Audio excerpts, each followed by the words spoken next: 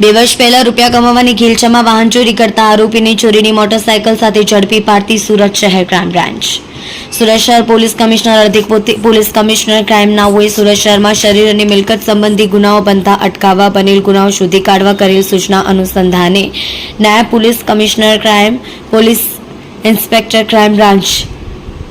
Police station Surat શહેરના માર્ગદર્શન હેઠળ ચેઇન સ્નેચિંગ સ્કોડના પોલીસ સબ ઇન્સ્પેક્ટર તેમની ટીમના માણસો સાથે વર્કઆઉટમાં હતા।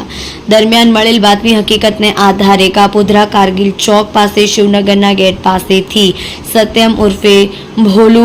દિલીપભાઈ મેઘજીભાઈ ઘોરી ઉંમર 21 ધંધો બોર્ડ બેનર બનાવવાનું રહેવાસી 148 શિવનગર સોસાયટી કારગિલ ચોક પાસે કાપોદ્રા સુરત શહેર મૂળ રહેવાસી શુભાવડ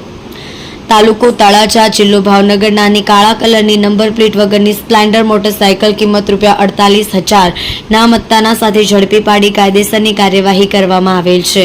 મજકૂરની પૂછપરછમાં આજથી 2 વર્ષ પહેલા મિત્ર દીપેશ ઉર્ફે ડીકે સાથે હીરાની મજૂરીનું કામ કરતો આવેલ, જેમાં સારા એવા રૂપિયાની ઉપજ ન થતા પોતે તથા દીપેશ ઉર્ફે ડીકે નાઓએ ભેગા મળી રૂપિયા કમાવાની ખેલછામાં મોટરસાયકલની ચોરી કરી વેચાણ કરી રૂપિયા કમાવાનું તેમ નક્કી કરી મિત્ર દીપેશ ઉર્ફે ડીકેનું સરથાણા વિસ્તારમાંથી કોઈક જગ્યાએથી મોટરસાયકલની ચોરી કરી લઈ આવી પોતાને વેચાણ કરવા માટે આપી જતા તેની નંબર પ્લેટ કાઢી ગ્રાહકોની શોધખોળ કરતા કોઈ ગ્રાહક ન મળતા ચોરીની મોટરસાયકલ આજ દિન પોતે ઉપયોગ કરતો આવેલ હોવાની હકીકત જણાવતા પોકેટ કોપના માધ્યમથી વણ શોધાયેલ વાહન ચોરીના ગુનાનો ભેદ ઉકેલી કાઢવામાં આવ્યો છે। સત્ય માટે હંમેશા સત્યની સાથે જોડાઈ રહો। આર સુરત ન્યૂઝ ચેનલની સાથે।